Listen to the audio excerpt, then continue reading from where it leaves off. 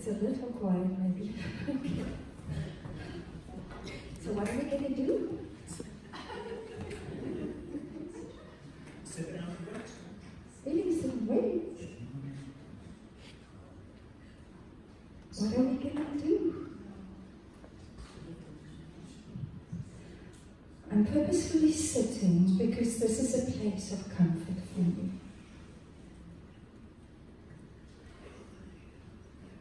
This is a position of inactivity. I can watch you do,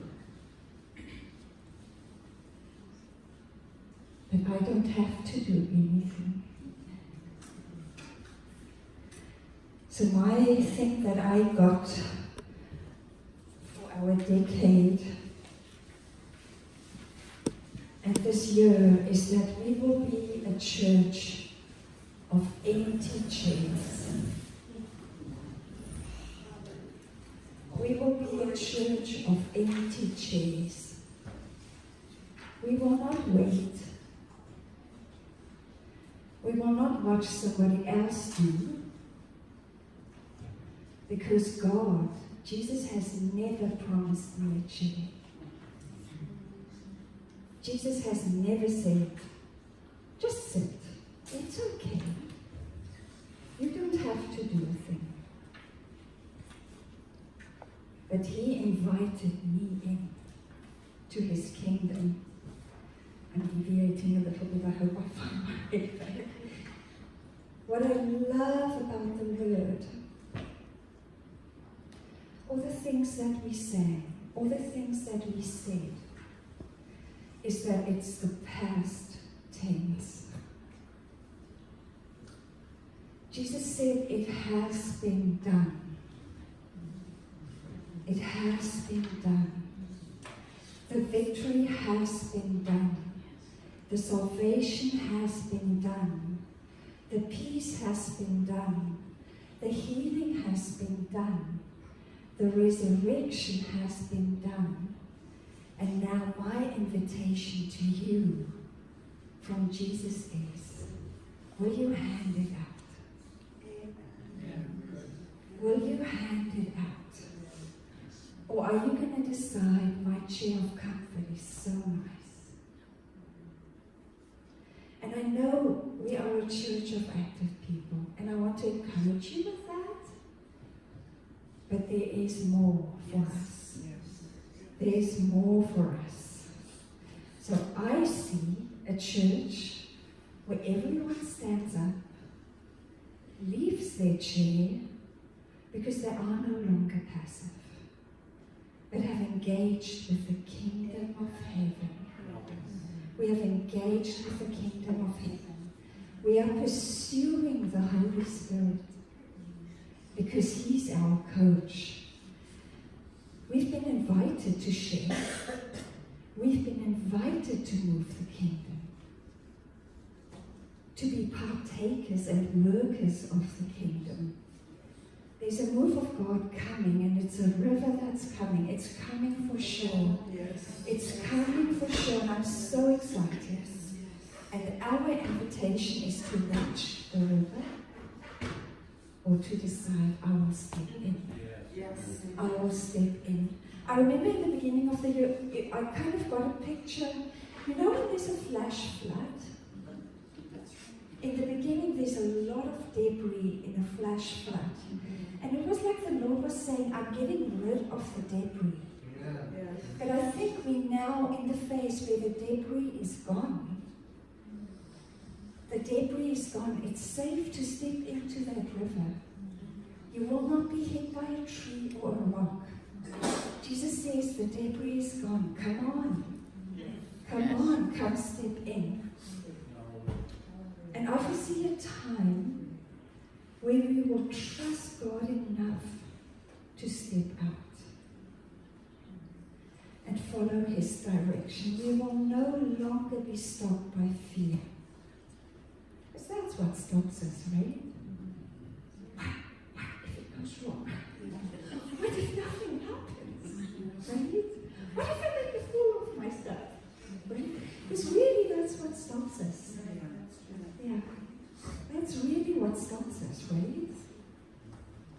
Jesus said to his disciples in Luke 9, he said, he sends them out to proclaim the kingdom of God. So such interesting words. He didn't say, go and tell them I will save them. He said, go and proclaim the kingdom of God and heal the sick. Just those two orders. Just those two orders. They say in Jesus' words, he uses the church 2 or 3 times, the name church, the kingdom 80 times. He talks about kingdom 80 times. And what is kingdom life? It's rich. It's a king. So that entails reigning. That entails victory. That entails power. And we know who our king is. So that entails love, grace, mercy, peace, joy. That's what Jesus brought. That's what Jesus brought. He said, this is what I bring to you. So now you go and bring it to other people. Right? Yes. He never said, tell the people about me. He said, go and tell the people about the kingdom of God. And I love how Jesus taught us. You know what, when Paul speaks, I sometimes get lost. I kind of had to read a paragraph 20 times to really get what Paul said. But not Jesus. Jesus was so kind, so simple. It was easy to grasp what Jesus said. If you go and read what Jesus said, it's not heavy, difficult stuff. It is in a sense, it's rich. But it's easy to grasp. I love that he was that way. That he spoke in parables and stories so that we could understand him. Right? So, but Jesus never asked us not to be uncomfortable. He never said, go and be comfortable. He said, people might chase you out of the towns and then you just shake off the dust. He says, don't take anything with you. He never asked us for comfort, but he asked us to engage and become a follower. And there is, to a certain extent, some cost, but there's amazing reward. Yes. There's an amazing reward. And the other thing that he said is, my burden is light. My burden is light. I think we in our minds make it hard. But my burden is light, is what he said. It's not as hard as we think. And sometimes, you know what, if we're not overwhelmed by what we have to do, maybe we're not seeing clearly. Because if we need faith, or need the Holy Spirit to help us, it will be a bigger task than what we think we can accomplish. But if we're able to do that with the Holy Spirit as our helper, it becomes our easy task. Right? So, and sometimes we think we have to wait for this bold faith. I need bold faith. I need bold faith to do something. And we wait for the bold faith, but it never comes. I once watched a sermon, I'm not quite sure who said it, where he said, bold faith stands on the shoulders of quiet trust. So if you trust, when you need the bold faith, you will have it. So work on the trust, and then the bold faith will come. I kind of taught myself. Okay.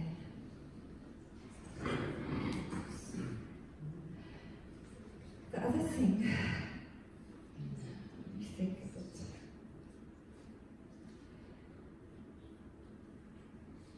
If Jesus stepped into your life today, the life that you are living, Because we all have different lives. We all have difficult situations that face us. If Jesus stepped into that today and lived this life for you, what would it look like? What would he change? What would he say to you? And what would he do? And I want to challenge you with that and say that becomes your purpose for the next year. If Jesus steps in and says, this is my life today, your life is my life today, what would he do? And this is where I love the past tense of the gospel, where it is done, and if he says this is the way to do it, then that becomes the way to do it, right? And the other thing is, we can never change if we do not step up.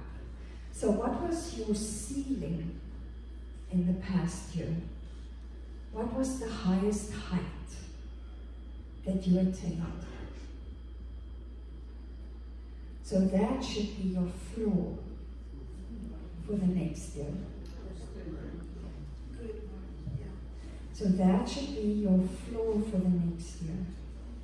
So what are you going to do so that that becomes your floor and it doesn't stay the ceiling? Right? So those are questions I want to leave with you. I love what when Samuel went into his year at university, he had a difficult year the year before, and he was praying to survive the next year, which would have been a heavy first semester last year. And God, he was praying about surviving, and God said, so, I don't know the exact words, but God said to him, so do you want to survive, or do you want to flourish? What is your expectation of me? What is your expectation of me? And that's what God is saying to you, is what is your expectation of me for the next year? What do you want me to do? Where do you want to grow? Where do you want to go? What do you want to change? What do you want to change?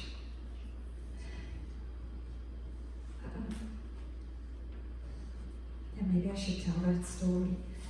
There was a story that Will Johnson told. He was talking about healing and the resurrection of the dead and things like that. And he told that in the beginning when they prayed for healing, they didn't see much healing. But now they see a lot of healing because they have persisted and continued to trust. And then he was speaking about the resurrection of the dead. And he says they don't see it much, but he hopes that if they persist in their trust, they will see it more. Yes. And what he also said, he told them the story of a guy somewhere in the States. They were driving along a highway, apparently one very big highway in Atlanta or somewhere, and there are all these lanes and it's quite busy, and they suddenly saw the one guy in the car with them was dead. He was just quiet, and then when they bumped him, they saw that he's dead, right? So they pulled off. It took some time to come off the highway. And they tried to revive him. He says they threw water on him and threw water on him. He says he doesn't know why, because it doesn't do anything, but it also doesn't do harm. And then he decided, maybe I should just pray for this guy to be awoken. And he says he remembered what Bethel does when they pray for resurrection, and he tried the same thing. And it didn't work. And then all of a sudden, he became overwhelmed by this burden for his friend. And he started praying in his own way. And the guy woke up. Isn't that amazing? We can trust God. We can trust the Holy Spirit for more. And he's not going to do it in somebody else's recipe. He knows you. your way. Yes. He knows you. He gives you what you need, not what Bethel needs or someone else needs. So my encouragement to you today is there's an empty chair or there's a full chair. Which one are you going to decide for? What is your ceiling and what is your floor? And what are you going to do in this next year to change that? Because it won't happen on its own. You have to decide for it. You have to talk to God about it. Ray Cook said, if you want to see things you have never seen before, you have to be prepared to do things you have never done before. It's true. If you want to see things you have never seen before, you have to do things you have never done before. Right?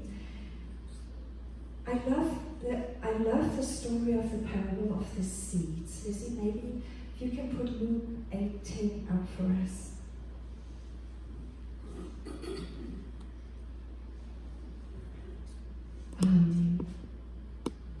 Is that the right one? Oh yeah. Okay. I have it in the passion here. So we have a lot of seed in our house. We've had a lot of seed in our house. We've heard a lot of teaching. We've had a lot of word. We've had a lot of input. So what are we doing with that seed?